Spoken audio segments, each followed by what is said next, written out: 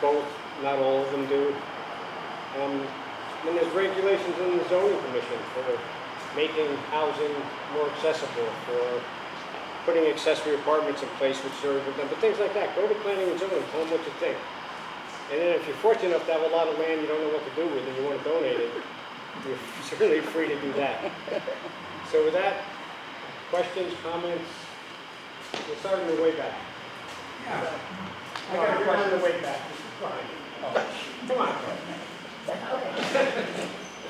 So, you're getting money from the state to build these Correct. affordable housing. Who's gonna put all the sewers and the water up to Well, that? the sewer's already there. All up to The the sewer's house? at the shopping center, and it's directly across the street.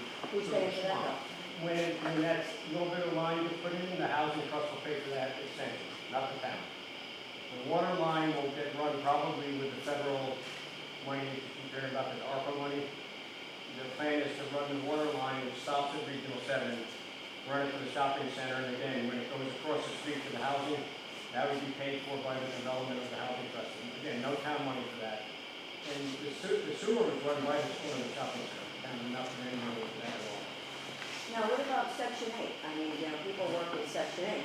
I mean, are we gonna be paying for these people? That's what I wanna know. Are our taxes going up This because of is this? not section 8. Try to differentiate. This is, it's called affordable housing, and it's based upon 30% of the median income. So the people who live there will have jobs, will work. There's no section 8 housing in town. I don't know of any, as I said earlier, if somebody wants to put section 8 housing in town, we can't stop it. So we're hopeful by doing things like this, that, we can hand it off, so like, the farmer's available land.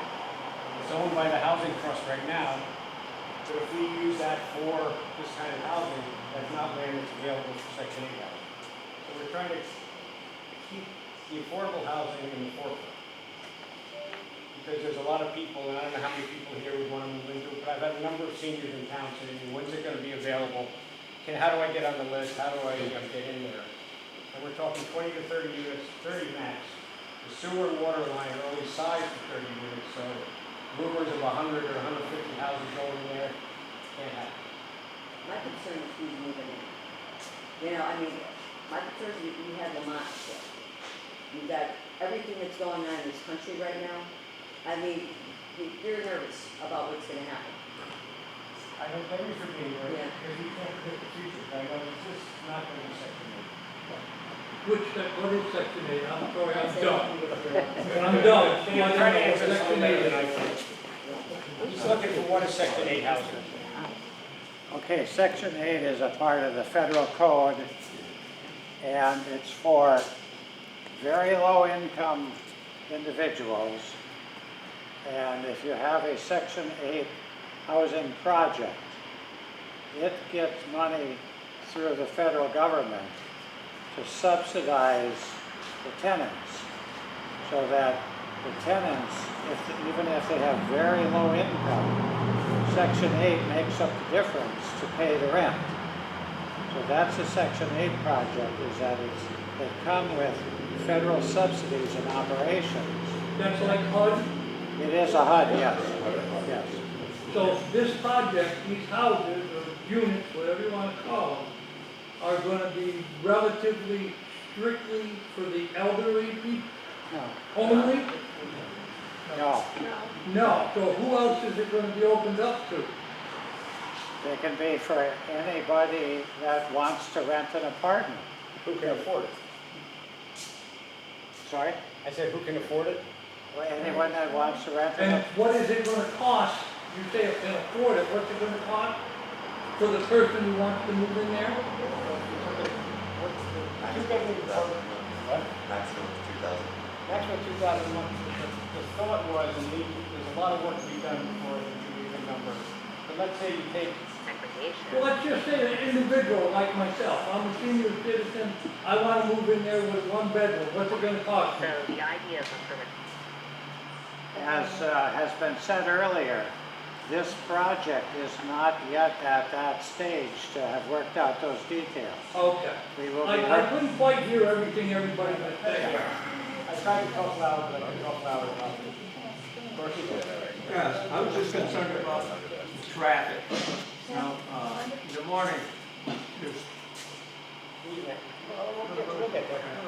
lot of school children going down that road. Oh, yeah. And you can't even get out on the road. And then there'll be more traffic. But I just want to make sure that we're going to try to deviate traffic for these kids. Because if you go up to the other end of Route 44 and you're trying to go east, and that's always blocked up there. And the kids can come down Old Hartford Road and in and out, all the people from the. When this, assuming the project goes forward, part of that would be a traffic study and how you would manage the traffic on Old New Hartford Road, how you would manage the traffic on the little piece of West Mill. You know, you understand that in the morning you can't come out of your driveway because the kids are going to school twice in the street. Right, but still they have the right to use that because they're coming from the east side of town. They can't go on Route 44. We're not even close to knowing what a traffic pattern would look like for this. Well, no, I'm thinking it's got to be something to consider. Absolutely. I don't think we'd pass a traffic zone right now. Like seniors used to not drive, everyone drives to that school now. There's too much traffic on that road. Amen. I think we slow that a traffic study right now as it is. Yeah, but if you go into the middle, and I don't know this, you live there obviously. Yeah. What's it like in the middle of the day at noon? Noon, nothing, but 2 o'clock, you don't want to When be the kids come out of school? 8 o'clock. You got it. And, And the cops stand, the policemen stay there, bam. and for a while like there, they that. were trying to make the kids turn right out of Regional 7 and go to the traffic light, and Yeah, that but that failed. was backed up, that didn't work. No, I know, that I backed said, I up. know, Okay. it was miserable. Yeah. But again, that's a different subject. If we get to the point that we're ready with a firm plan, one of the things planning and zoning will ask for is what's the traffic plan? Maybe you should do that soon, because I think that the traffic study would flunk. Well, I just don't, I think there's just too much traffic on that road. I don't think you can do it until you actually have a plan of what you will actually look like until you get a traffic plan, correct? Correct. And we don't know what it's gonna look Right, like. you can't have that, you're asking us questions and we don't have a plan. I think Linda has had her hand up for a long Yeah, I time. have a question. Now, in section 8, you cannot discriminate. Okay, and how are you going to propose that there will be no section 8 there? We have to, How are we going to make sure there are no Section 8 tenants? Is that what you're I saying? understand, well, the gentleman asked if there was going to be, and you said no. But I said, under- this is under not a Section 8 Fair housing, project. you can't Because- discriminate. Sorry, I can't hear you. I said, under the fair housing laws, you cannot discriminate for people who do have section 8. That's correct, that's So a how different. are you going to handle the situation? Because he was concerned, and I'm just asking. Price of the rent. That's a different question, No, but which that's I the will voucher, answer. though. Excuse me, I'm trying to answer a Oh, question. okay. Because I I was want you asked just a to different clarify it for question. him. The Section 8 that I was talking about was a Section 8 project, where the Correct. project comes with Section 8 vouchers, Correct. and people are automatically entitled to have Correct. those vouchers if they live there. Correct. There is also something where tenants can get a Section 8 voucher Correct. independently. Mhm. They're very, very hard to get. But they But- get them. But there is possible Yes. for them to get those. Yes, And if a tenant has a Section 8 voucher yes, and applies and qualifies for any housing in the state, yes, they are eligible for that housing. yes. Because I, as a real estate agent, get calls for rentals, and the people will say to me, I have section 8. So I have to take them to whatever rental they want to go to, because we cannot discriminate against anybody. So you That's what already I'm knew saying. the answer. Of course. But I want to know how it's going to apply here. The same as everywhere else. So if somebody comes with a section 8 voucher, they can't apply. They can qualify and they can be on the waiting list and they can work their way through just like any other qualified tenant. So then that's You correct. could go to existing apartments for that too. But the other part of it is if you look at similar developments, and there was a survey done, I think Jocelyn did some of that, most of these developments have a year to a year and a half or more Oh, waiting I'm list. not saying that, I'm just saying that So the it's not like there's policy empty apartments is, sitting you there know, waiting for somebody to wander off the This is street. how it works, you know? You guys should try to make it like similar to places up in Norfolk, Salisbury, where you have a mix of young and old there. Why not just senior housing up here? Because, you know, we're lucky enough to be in an area where, you know, I mean, my son works over in Canton, or over in Canton. The kids can travel. I mean, we're not that far away from, you you know, Canton, not far away from Torrington, not far away from businesses that are there, or he could work in town too.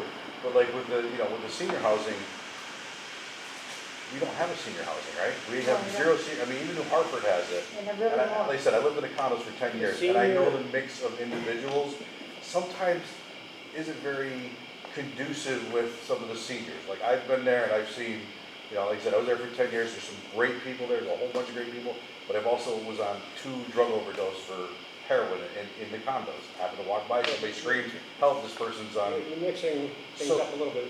River Run Apartments is a private condo complex.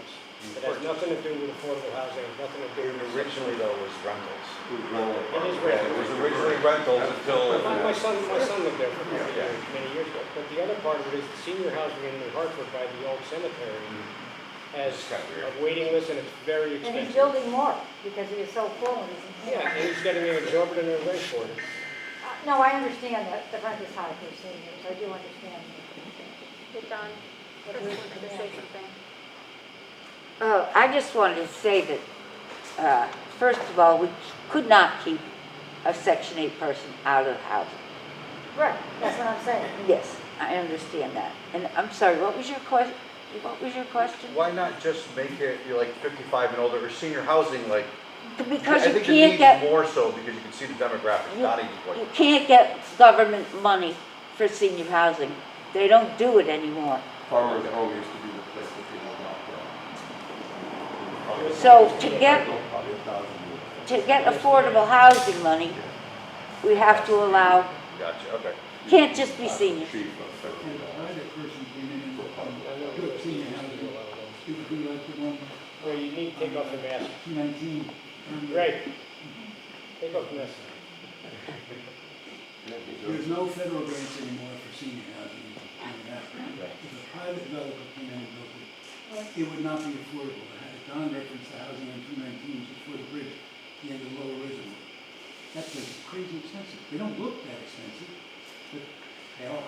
But it's private and, That's the question. In this plan, we had 2 sections, one was basically for the older people, and one section was for younger girls.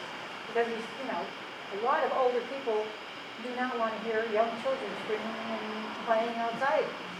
But that's just a preference, you know? But what we're trying to do with the plan is talk about the big picture. A year from now or 2 years from now, there will hopefully be a meeting like this, a meeting with planning and zoning to talk about what's being proposed to be built, what it costs, what the impact is, how many units, where they are, the question about sewers and water, will the sewers and water be there again? Today is yes, etc. So there's still a lot of unknowns, but this plan is to look at a 5-year picture where we would like to get to and how we're going to get to. It's not proposing to build anything today because we have no capability of building anything today. How is the town of Barkhamsted going to account for all the kids? If there's a lot of kids there, now we have Barkhamsted School, which is a small school. How is that going to work with the school?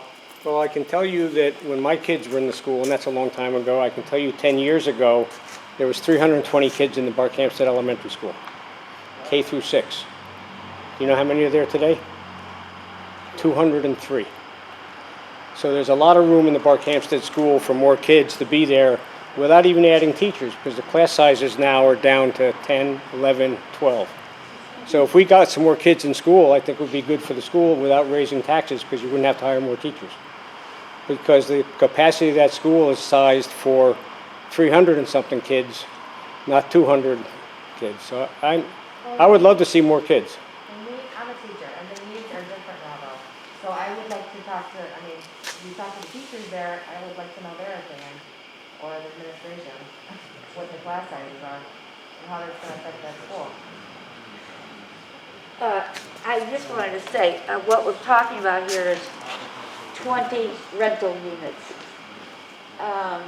mostly 1 and 2 bedroom units. I don't think there's going to be a lot of kids there. It's not going to be like a whole bunch of kids. John, you said that that's the only land in town that is a cemetery. Currently zoned, That's that's the zoned only for piece of that? property. And if you look at the farm, and you know the farm well, Yeah. if you look on the right-hand side, there's about 10 acres up on top of the hill that's flat, that's buildable. You go down the hill, you get into the pond, you get into the stream, you have the old farmhouse there in that property, and then you start up towards regional. Nobody's gonna build up there in that hillside. There was a little bit of land to the left that at one point we thought regional might want for more parking. But the only parcel in town that's zoned for incentive housing for the cluster housing is that 99 acres. So that probably answers my other question, because I was thinking that the enrollment is going on, and there's less kids in the town, but I was wondering if there's any other structures that could be, renovated to have low income, but if it's not incentive. I'm very jealous of Norfolk for one reason. Because that's what they did. Because they took 2 or 3 old houses and they renovated them into 4 or 5 apartments, and those old houses got preserved. If we could find an old house like that to do the same thing with, I'd jump on it, because it really helps, it helps preserve the look of the town, and it does create these opportunities. And then I just heard, I was in Norfolk Friday night, they're talking about buying the block where the pub is and putting affordable housing upstairs there, because they need more affordable housing in Norfolk. Whether that's going to happen or not, but that was the rumor I heard, is that's the plan in Norfolk, is to, right there by Infinity Hall and the pub on the corner, to put more units in there. What about Slater's, the old gas station? Could that be a beautiful building with low income? You're not going to get much in there. It's not a very big piece of property. Okay, I was just wondering. But we need to do something with Slater's. I agree with you. Okay, thank you. Sherry? Well, I was thinking, if people are concerned about the people that are gonna rent these places, they should look into Salisbury, Norfolk, and look at what they've already done, and the people that are living there. I mean, they've already been done. Debbie, you want to talk about what you saw down by the shore? Sure. So I was lucky enough to take a tour. This is also very big down the shore in Essex and Westbrook and Clinton and Old Saybrook. They were lucky enough to find pieces of property to do this as well. A little bit larger units, but I was really shocked. We were on a bus and went to each affordable housing spot, and a lot of these spots were a mixture of seniors. They were a mixture of divorced families. It might be a dad that didn't want to leave the town because he wanted to be close to his kids, or the mom. It was single people, and they had community rooms. They were lovely, and everyone loved them. And the mixture of the rent could be anywhere from $500–600 to $1,500, but they were all built beautiful. Some were on smaller pieces, and they put them nicely in and made them fit in with the rural community. They had nice driveways, and so on and so forth. I didn't hear anything. Not to downplay traffic, but we'll look at that. But I didn't hear any of them, because some of them were really big. But some of them, like in Old Saybrook, they were lucky to be close to a train station. So that's what people like to be, is near some type of transportation. We're not that lucky to have train stations up here, but where we're locating the incentive housing zone seems to be a perfect location, easy to Route 44, easy to the commuter parking lot or grocery store or gas, or so many things you have to look at. But these were all lovely, and we've even toured the ones that Jocelyn's talking about, and you've seen in Kent or Norfolk, and they're all lovely. And Sherry's right, you should see the mixture of people. And I know, Linda, you say some seniors don't like to be near little kids, but some seniors like to hear the little kids. Yeah. They like to see little kids playing. They don't necessarily want it to be quiet. They don't want, they like to see them in a community area playing and stuff. It makes for a good community when there's a mixture of all. So, and all the ones we've seen, I haven't seen one that there's been problems. So, with this, I guess, grant or through the state of Connecticut, it's almost like making a controlled rent. There's going to be like a certain cap, right? Because if Connecticut's going to give money to create the fixed cost of the building, they're going to say, you can't go higher or than such. Is that a fair statement? It's got to meet the affordable housing criteria of 30% of the median income, and it can vary from 1 to 2 to 3 bedrooms based on that, based on the income levels. But that's a simplistic answer. I'll give you the complex answer. Yeah, let me get the complex one. The complexity gets to what you were saying earlier. These things cost a lot of money to build. And you saw the presentation. They're very nice. Oh, yeah. They're very energy efficient. They're very low cost operations. They're not cheap, just like every construction is. The rents never cover those costs. So the way affordable housing works is you design what's the right thing to design, and whatever it costs is what it costs. You figure out what the rents can carry, and you go to somebody and say, I need the rest of the money. And that's how it works mathematically. So the construction costs and the rents are not directly tied to each other. Is somebody being the Department of Housing? What? The somebody you go to is the Department of Housing? Well, that's one of many. Sometimes you've got to bring 5 or 6 pieces together. Right. So, so every year or every 5 years or such, you could still go back to the state of Connecticut or whatever to actually request more grant money if for whatever reason. I noticed like when we bought the condo, the principal of the mortgage and everything else is now a lot less than what the condo fees are, the taxes are, the expenses are. So that, you know, that's kind of like a wash.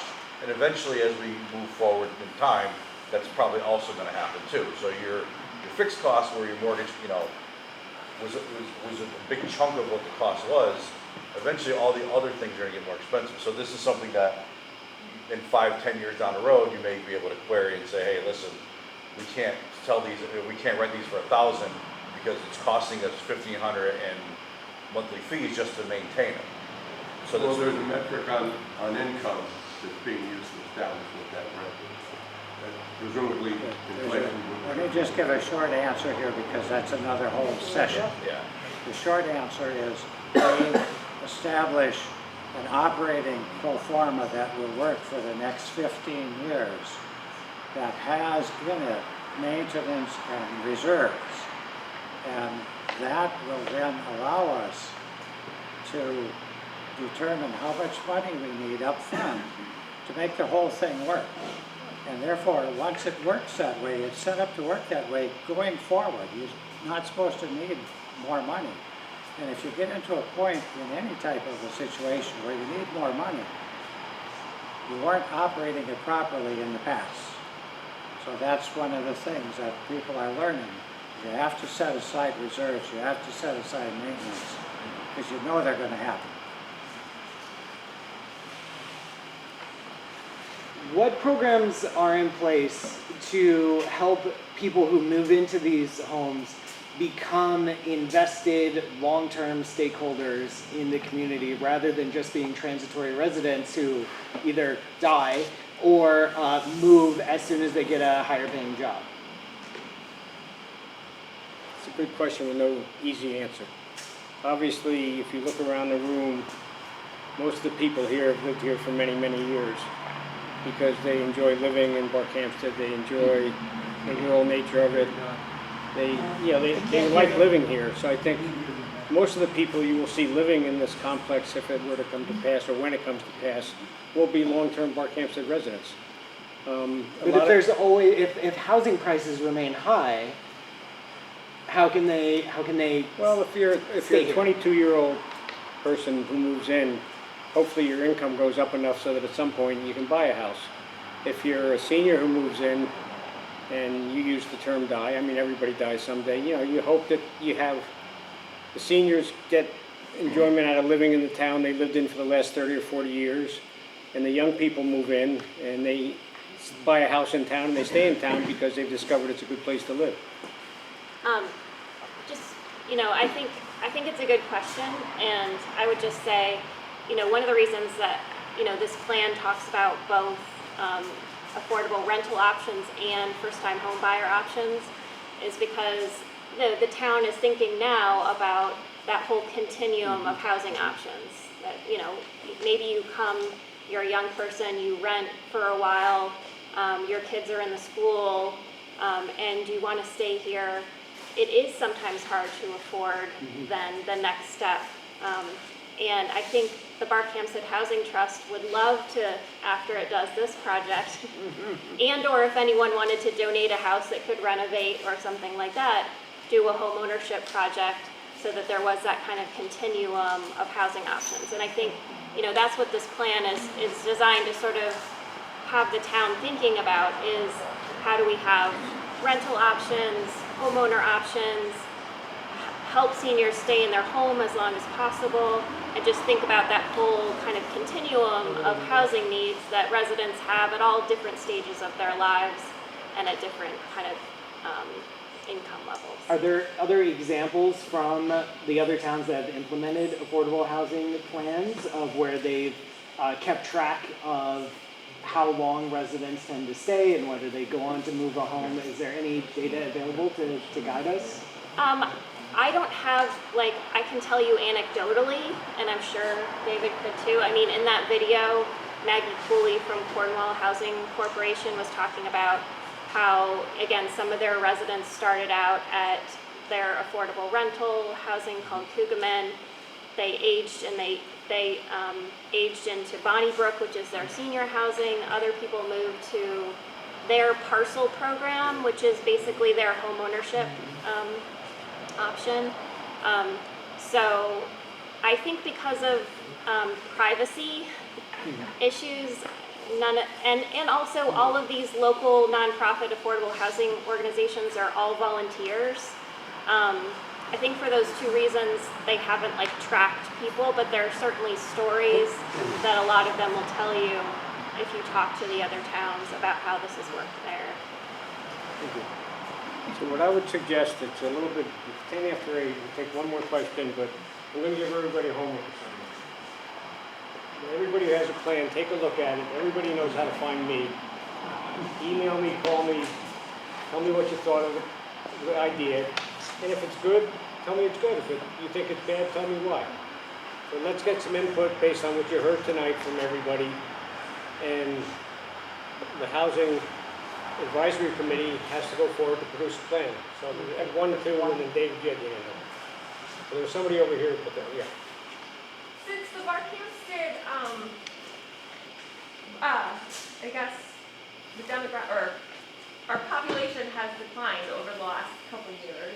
A small amount. Right, well, I mean, it's been a steady decline. Do you think that this will help increase and be marketable for other people to come into our town? What How do you feel like this would market us to make us have more residents come to us? I can give you my street as an example. Well, I mean, yeah, I mean, So or it let me doesn't give you a couple matter of if we examples. lose What? more people, does it then change what we need for affordable housing? We won't need as much if we keep. But I think what happens is, I'll take my street as an example, there's 8 or 10, 12 houses. The people retired, moved to Florida, they may come back, but they moved to Florida. And I'm getting young couples on that street. I think that's great. I think if somebody wants to downsize and they sell their house and they move into something like this, you're liable to get a young family buying that house. So one of the things is we have too big a percentage of people over 60, and I'm well over 60, so I can say that. But we'd like to see some younger people moving into town, and right now, there's not a lot of housing stock, it's expensive. But if somebody moves out of their house into something like this, it will change the demographics of town. Will it make the town grow bigger? I don't know the answer to that, but I think we need to get some more young people in town to take care of the seniors, or help the seniors. There's some, So there is concern for traffic in the area, right? you can take your mask. yeah. So there is concern for traffic in the area, right? So is there a concern for crime since anyone's basically able to get a Section 8 voucher? Well, they'll do a statistic on that. They'll do a statistic on that before they put that. Correct? The question was, can anybody move in with a Section 8 voucher? Was that your question? There's a little bit of that, and it's hard to not be judgmental, but there's a connection, with low income / Section 8 and certain individuals, the bad apples that just like to do bad things in town. That's my concern as a homeowner. Well, I can tell you one thing is if you look at Barkhamsted and you look at Torrington, Winstead, cities, the people who don't have cars, the people who walk to the store, walk to wherever they happen to go, you can't do that in Barkhamsted. So it's not going to be very attractive for people who don't have the ability to get to places. And We've talked to the state troopers in the towns where there is affordable housing, like the towns Kent, Cornwall, Salisbury, Sharon. they have said there is no more incidents of crime related to those neighborhoods, those places, or the people that live there than there is in the general population of the town. So we have talked to the state troopers about that. That is their experience here in the northwest corner. There's also been a lot of studies about this, and the studies also do not show that there's any correlation between affordable housing and crime. Okay, so everybody knows what their homework assignment is? And if I don't hear from anybody, I'm gonna assume it's all good. Thank you, everybody, for coming out tonight. David? I just want to say one more thing. I want to say that this is great. This is exactly what you should be doing. And one of the things this shows is the 20 units that's being planned right now is not everything you need. You guys have expressed a wide range of needs here for affordable housing of all different types. And that's what this whole plan is all about. So keep supporting the plan so we can do all the other things at the same time. That's it. Thank you, David.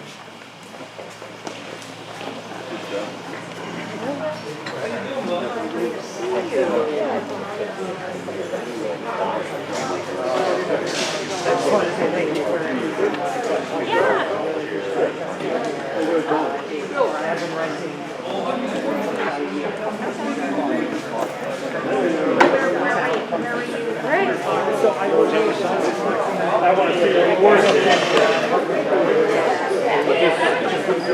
It's hard to find people who do Thank you. You're gonna love it. I was with my whole life. It's a great town, great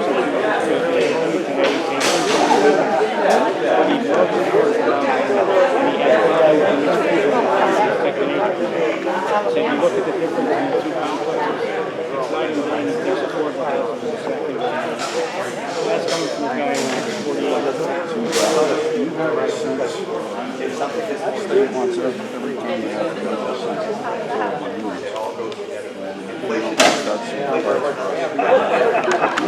That's wishful thinking. A lot of seniors.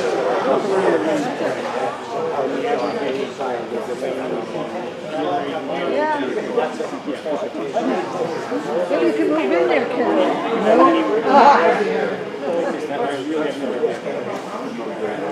Well, what about from the survey? Well, yeah, we saw the numbers of people who said they needed it. That doesn't give you I don't know the issue. I guess the people who filled out the survey. Yeah. Oh, I know that, but you could extrapolate it. I don't know. I'll tell you, they go down, I have 600 people, you have 600.